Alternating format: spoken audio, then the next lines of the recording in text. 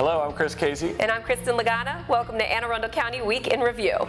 In this episode, we'll tell you how you can make your voice heard on the budget, and we'll take a ride in a snowplow. But first, making headlines this week. Before we get to the snow, let's talk about the spring fever that has taken hold. Everyone is excited with the warmer weather, and that includes criminals. The Anne Arundel County Police Department is asking residents to protect themselves as thieves are out scurrying around again. Now, here are some ways to protect yourself. Lock your vehicles and take valuables out of your vehicles. Park in well-lit areas and driveways. Call police if you see a suspicious person wandering the neighborhood. Watch out for misdirection scams where one person tries to distract you and another steals something. Hey Chris, look over there. She's got jokes. She's funny. See, look, this is why everyone needs to be more vigilant, because you never know when there's going to be a Lagana creeping around stealing your pens. I come out during warmer weather too. I'm loving the warmer weather. I am too. I'm very excited about it. I'm walking around without a jacket today. I was walking around without a jacket and shorts on like a month ago, just to get ready. That's a little extreme, Chris. Well, you're going to the gym. You don't want to have. And you had long johns under your suit. Yeah, that was before spring fever caught hold. But anyway, spring's almost here now. Yes. We can forget about the winter and, knock on wood. But if you have a really important project you want built in your neighborhood, or you want to make sure your taxes stay low, there are two events coming up for you. They are town hall meetings held by County Executive Schuh to get citizen input before he starts crafting his budget due to the County Council on May 1st. The first meeting was held last night at Annapolis High School, and the turnout was very good. Citizens asked about the Annapolis Library on West Street, property taxes, and road maintenance, among other things. The next forum will be held at Old Mill Middle School on March 19th at 7 p.m. The school is located at 620 Patriot Lane in Millersville. And if you can't make that one, there is a third meeting March 26th at North County High School. That school is located at 10 East 1st Avenue in Glen Burnie. This is a chance for you to meet the county executive and his staff and let them know what is important to you in the county budget. You can check our community calendar for more details. What do you want to see in the budget this year, Kristen? How about wardrobe spending for the Week in Review hosts? Well, I don't know if that's going to go over. Not going to get Haloti Nagata or anyone like that either. Well, wait a second. That's hitting below the belt there. Did you have to bring that up? I'm sorry. It's in the news. It's current. It has to do with the budget. It's very Not our sad. budget, but the Ravens' budget. Detroit doesn't even have ROFOs. Couldn't afford them anymore, I guess. I missed my Haloti already. Well, last week we previewed the St. Paddy's Day Parade, and the event certainly did not disappoint. More than 5,000 people showed up to watch the bagpipes, floats, and the New York City Police Department marching band. Let's take a look at the clip from Annapolis Creative on YouTube.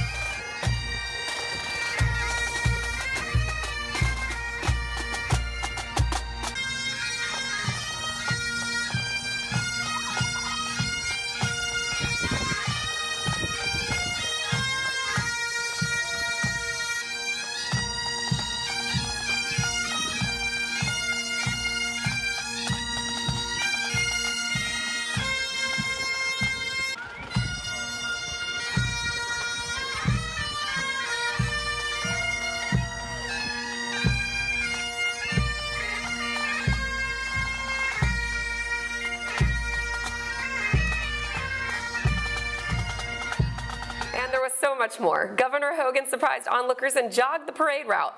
There were Irish dancers, food, and of course, pints for the adults afterwards.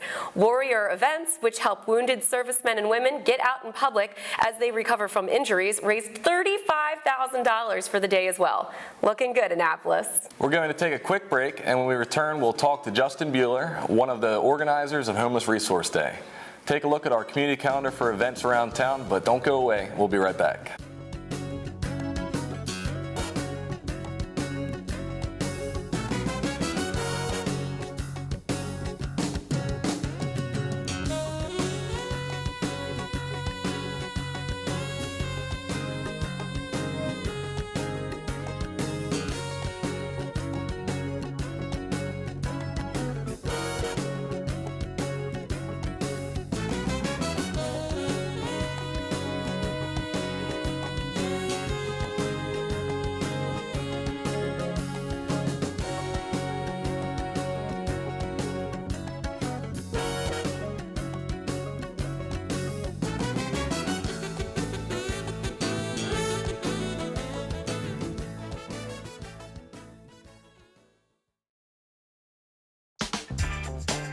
Clayton.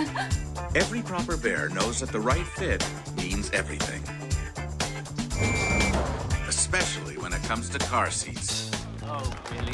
I just did what any bear would do. So know for sure that your child is in the right car seat for their age and size. I like it. To learn more, visit safercar.gov/the right seat. Oh, hello there. Oh, Where's that bear?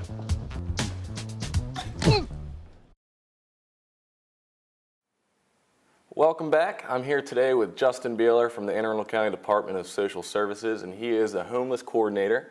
And we're here to talk about homelessness in Anne Arundel County and a little bit about our upcoming event, Homeless Resource Day. So thanks, Justin. Thank you for having me. Of course. So before we talk about the event, some of our viewers might not understand the scope of homelessness in Anne Arundel County. So can we just talk a little bit about that? Sure. Well, we did a report recently. Last year we discovered that about 2,075 homeless individuals and families had a homeless encounter throughout Anne Arundel County for the whole year. It's a big number. Well, that includes those that are staying doubled up, that were actually seeking assistance, so maybe they're staying with a family and friend.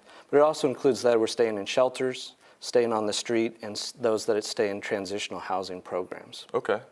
And I understand our number of homeless that are out of shelter completely is pretty high as well.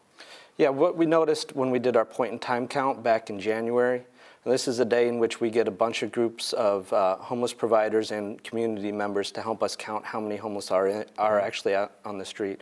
We counted 51 people that were staying on the street that particular night. Oh, wow. So homelessness is a problem in Anne Arundel County, but we have solutions in place to try to bring some people out of homelessness. Yes. So this Homeless Resource Day coming up is going to be a great tool for that. What kind of services are delivered at this event for people who are homeless or at risk of being homeless? We have about 90 different service providers that come together on this day to help support the homeless, and we make a huge impact. Last year we had 495 homeless attend the event. They were able to get free identification, whether it be MVA, state IDs, birth certificates, or social security cards. We have a large medical component, so they're able to go see a medical doctor on that day, get some attention there, see medical, mental health providers, substance use providers. Last year we introduced dentists that were there to actually help pull teeth. So if anybody did have any teeth that needed to be extracted, we were able to provide that service. We have a large legal team that is there to help answer any legal questions a person would have. Our shelters are there to help if anybody is looking for shelter that particular night. We could help them get into shelter that night. One of our biggest, most popular areas of the day too is haircuts. Okay. Rob Cradle's Community Barbershop Foundation gets a lot of volunteers to come together to help cut hair that day. That's great. So yeah, and we have employment services. This year we're introducing some employers that are going to be at the event to actually do interviews with some of the homeless people that are looking for jobs. So we keep expanding to try to cover all the gaps in services and offer it at one spot that day. That's great. So this isn't about giving these people something to make being homeless more comfortable. This is really about trying to pull them up out of that poverty. Yeah, exactly.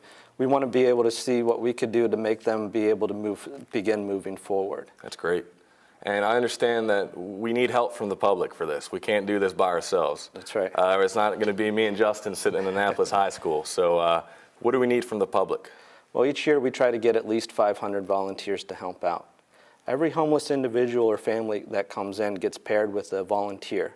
And that volunteer's role is to take them throughout the different service providers based on where their needs are. So right now what we're looking for is volunteers to help out. Okay. And donated items as well? Always welcome donated items. At the end of the day, when the individual is ready to go back to where they need to go, we provide them with a bag of toiletry items and food.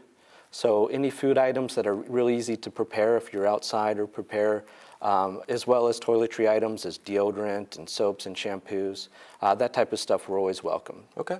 And if people at home wanted to find out where they could drop off donations, where they can sign up to volunteer, where can they go? That information is online, aacounty.org/homelessresource. That's our main spot Okay. for all of our information, as well as where to sign up. Okay. And for those that may know someone who's homeless or at risk of being homeless, what are the details of the event from that perspective? Well, we definitely encourage them to come to Homeless Resource Day. It is at Annapolis High School on March 28th. We do have bus transportation to different areas throughout the county. And that information is on the website, so that if you are experiencing homelessness or know someone that is, you can provide them with that information. We'll bus them to Annapolis High School if they're not from the Annapolis area. And it starts at 8:30 and it goes until 3 o'clock. Wow. And I understand we kind of have some alumni volunteers that have come back in the past that have benefited from the program. One of the greatest things that we see is people that have been previously homeless decide to come back because they want to give back to the day. They came to Homeless Resource Day when they were down and out, and they were able to use the resources that they did receive to get out of homelessness, and then now they're coming back to give back. We've had numerous people that have done that, and it does make us feel really good to see that. Because I personally feel if this event brings one person or one family out of homelessness, it's a vast success. Definitely. And the fact that we've had people in the past that have gone to this event, have been brought out of homelessness because of the resources they were able to acquire, and are now doing well and coming back and returning their volunteer efforts, that puts it in the books for me. So again, if you want to help out, this is March 28th at Annapolis High School, Homeless Resource Day. And you can find the information about it if you are interested in volunteering, donating, or if you know someone who is in need of the services, you can go to aacounty.org/homelessresource. Thank you very much, Justin. Appreciate it. Thank you. Look forward to seeing you on March 28th. Look forward to seeing you there as well. And we'll be right back. One day, when the glory comes, it will be ours. Dr. King, what's your next move? In March from Selma to Montgomery. Selma is loud for every man, woman, and child. We will not wait any longer. In front of a crowd. Mine eyes have seen the glory. Glory, glory, hallelujah.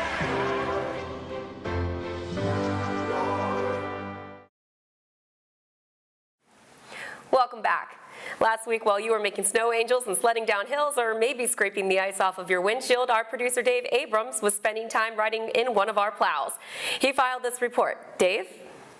Hey, Kristen and Chris, we're out in the snow. It may seem warm in the studio now, but we're going back in time to the snow last week, and we wanted to highlight the folks that are out there working through the day and night to clear the roads. And we're here today with Carl Collins from Public Works. Carl, thank you for all the work you do. Everybody really appreciates it. And thanks for being on the show. Thanks for having me. Carl, tell people a little bit about how your day works in terms of, well, first of all, what kind of shift work do you do? We have a A shift and a B shift. Both shifts work normally 12 hours apiece. That boss give us our orders, let us know what area we're gonna do. Make sure the trucks are topped off with fuel and they're properly working and everything before we take them out on the road. And we just get into storm mode. Is it hard to work a 12-hour shift? I mean, it seems like a really long shift. Not really. You get used to it after a while, but. What is the number one thing that citizens can do to help you all do your job better? Basically stay off the road until we get it done. And do you run into a lot of situations where you kind of have to wait, or you have to, or it seems like a dangerous job. Can it be dangerous at times? Yeah, it can be very dangerous, but you always have to put safety first, so that makes it a lot easier. Well, thanks for all your hard work with this, and guys, as you can see, these folks are out here working long hours and doing a really good job, and hopefully this will be the last time we come to you from the road during a snowstorm. We'll take it back to you in the studio. Thanks, Dave. It looked really cold and really snowy in that report, and I, for one, am glad it's gone. Now, we checked with the budget office, and the county has spent about $7 million on snow removal this year. Compare that to Snowmageddon in 2010, when the cost was a whopping $14.5 million, and I'd say we'll take this year's accumulations instead. I'll take it, but we're done with it. We're done with it. We're done with it. I'm so happy spring's here. I love the snow, but if skis aren't on my feet, it's not my thing. No? No. How about surfing? I've never tried surfing. But if you want to set it up for me, you want to come set up some lessons. I want a good laugh. Yeah, a good laugh. Bring the camera. We'll have another segment. I'm not good at balancing on any kind of sport. I can't skate. I can't do anything. Ice skating is hilarious if you try to watch me do that. There is an ice rink right outside. No. I'm sure it's all melted. But $14 million for 2010 snow. That was crazy. That's outrageous. How many Lamborghinis could you buy with that? Oh, I have no idea. What's a Lamborghini? I don't even, I've never seen one. I've heard about them. It's like a unicorn. It's like a car. It's a sports car. I know it's a sports car. I'm just saying I'd never be near one. Okay. Yeah, spring is amazing. Aside from my huge allergy issues I seem to have every year, Me too. I really love being outside. Of course, it means opening day is right around the corner. I love baseball, so I've been very ecstatic for that. So, are you an Orioles fan? I am. I went to opening day last year. I didn't actually go in the stadium. I was hanging out at the... Same here, because I couldn't get a ticket. Yeah, absolutely. And this year, it's already ridiculous. And it's like for standing room only, it's $150. But sometimes being outside the stadium's just as fun, if not more fun, than being inside the stadium. I agree, and it's about us all being there cheering on our birds and getting excited for the anticipation of a new season. And I think they're going to do great things this year. They will. They did great last year, and there's been new life brought to Baltimore baseball over the last couple years. Yes. So, yeah. all I've the been way really to the excited top. by the lineups that have been coming out during spring training. I'm like, that looks really good. Are you gonna go see any spring training? Oh, no. No? No. I mean, aside from what I can catch on TV, but. Well, speaking of spring training, there's a couple things in the recycling world that are important for spring. Yes, absolutely. Are you a gardener? I'm not a gardener. I've built gardens in the past, but I usually leave that work to somebody else. Okay, well, one of the best things that you can do that's a great springtime activity to start and will cut down on even more waste at your home is to, of course, compost. Okay. And if folks out there didn't know, the county actually offers to our residents free compost bins at all of our recycling centers as well as our office on Riva Road in the Heritage Complex. That's the same for the large recycling carts as well, too, right? The large recycling carts, we do have. Those are one per household, and if you do need one of those, you can always call our customer service division at 410-222-6100. But compost is great. It's super easy, and it's all the things that you don't have to put into your garbage that make a difference. So we're talking fruit and vegetable peels and cores, your banana peels, apple cores, parts off of green pepper that you cut off. We're also talking eggshells, coffee grounds, tea bags, and also you can take your hair from your hairbrush, put that in your compost pile, dryer lint. So all of these things that are going into your garbage and taking up room in the landfill, we could actually be composting and turning into fresh, nutrient-rich soil for gardening. So Kristen is going to make some compost, and she's going to garden. She's going to have some nice vegetables and invite us over for dinner after. Oh, okay. It's all about food. It all goes back to food with you. It all comes back to food. What can I say?